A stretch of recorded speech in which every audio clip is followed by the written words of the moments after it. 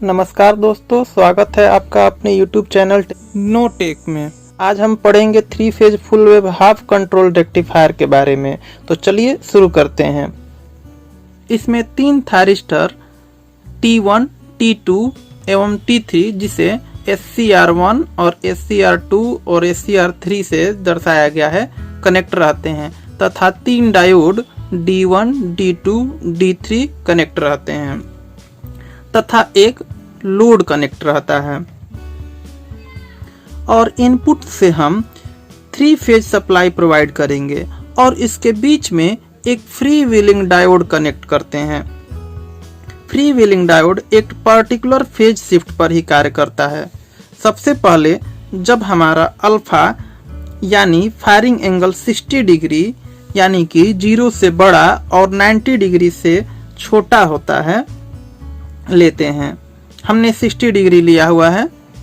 तो जब हम फर्स्ट फेज की सप्लाई प्रोवाइड करेंगे यहाँ से, तो IA करंट इसके क्रॉस फ्लो होगी और ये करंट लोड में जाएगी जो कि थायरिस्टर द्वारा लोड में और फिर डायोड D3 के एक क्रॉस फ्लो होगी जो थायरिस्टर 1 से होते हुए लोड और लोड से होते हुए डायोड D3 के अक्रॉस फ्लो होगी इस प्रकार, जिससे डायोड D3 कंडक्ट करना स्टार्ट कर देगा। यानी डायोड D3 और थायरिस्टर 1 टाइम पर कंडक्ट कर रहे हैं। और जब सेम कंडीशन में सेकेंड फेज की सप्लाई प्रोवाइड की जाएगी तब B पॉइंट से IB करंट इसके अक्रॉस फ्लो होगी। इस टाइम पर थायरिस्टर 2 कंडक्ट करेगा और थायरिस्टर 2 से करंट फ्लो होगा जब 60 डिग्री के एंगल पर इसके गेट टर्मिनल पर ट्रिगर पल्स प्रोवाइड कराई जाएगी और ये करंट आउटपुट पर जाएगा जो फ्लो होगा लोड में। लोड में फ्लो होते हुए ये जाएगा हमारे डायोड D1 में। जब B पॉइंट से चलता है तो SCR2 और लोड से होते हुए डायोड D1 में इस प्रकार से, जिससे डायोड 1 कंडक्टिंग कंडीशन में आ जाएगा। यानी थायरिस्टर 2 और डायोड D1 1 टाइम में कंडक्ट करेंगे और सेम कंडीशन जब थर्ड फेज की सप्लाई प्रोवाइड की जाएगी और थायरिस्टर 3 के गेट टर्मिनल पर 60 डिग्री के एंगल पर ट्रिगर पल्स प्रोवाइड की जाएगी तो थायरिस्टर 3 और डायोड D2 कंडक्ट करेंगे। तो थर्ड फेज की सप्लाई में C टर्मिनल से करंट थायरिस्टर 3 से लोड में होते हुए डायोड D2 को जाती है इस प्रकार से। अतः इस कंडीशन में थायरिस्टर 3 और डायोड D2 1 टाइम पर कंडक्ट करेंगे। जब हमारा फायरिंग एंगल 60 डिग्री है तब हमारा फ्री व्हीलिंग डायोड कंडक्ट नहीं करेगा। अगर हम अपने फायरिंग एंगल को 60 डिग्री से बढ़ा दें, 90 डिग्री कर दें या 120 डिग्री कर दें तभी हमारा फ्री व्हीलिंग डायोड वर्क करेगा। अब हम देखते हैं इसके वेव फॉर्म को। ये हमारी सोर्स करंट है जिसमें हमने 3 फेज सप्लाई प्रोवाइड की है। इसमें तीनों फेज की करंट को अलग अलग रंगों के द्वारा दर्शाया गया है।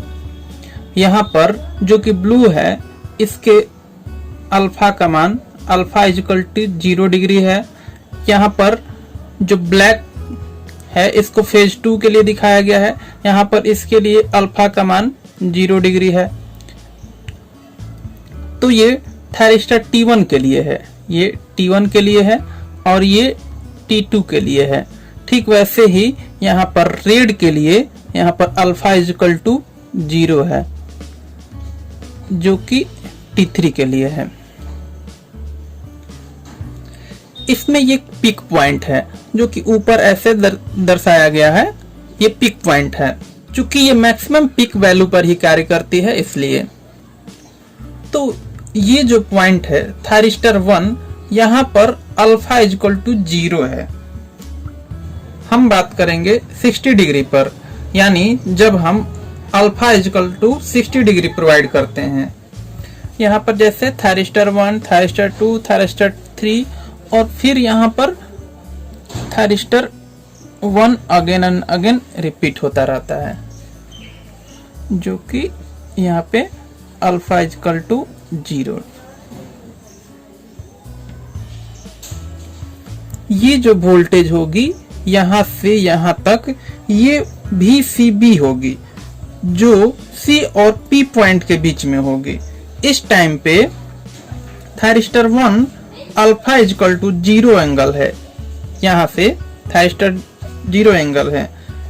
थायरिस्टर 1 तब तक कंडक्ट नहीं करेगा जब तक कि उसके थायरिस्टर के गेट पर 60 डिग्री के एंगल पर ट्रिगर पल्स प्रोवाइड नहीं की जाएगी। तो जो VCB है वो आउटपुट मिलेगा ऐसे।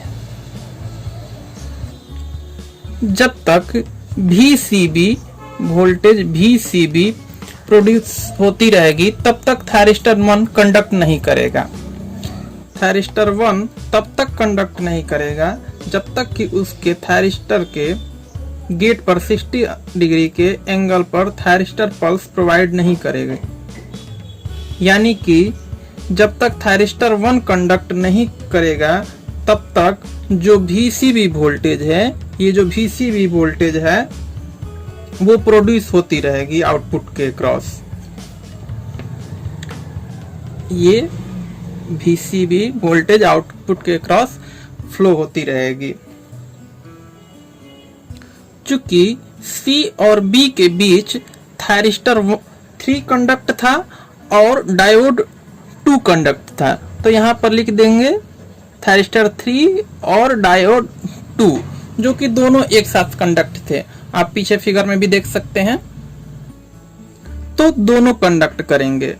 अब ठीक उसके बाद जब 60 डिग्री का फेज शिफ्ट आया, उसके बाद थायरिस्टर 1 कंडक्ट करता है, जो कि यहाँ पर 60 डिग्री पहुंच जाने के बाद थायरिस्टर 1 के लिए थायरिस्टर 1 कंडक्ट करता है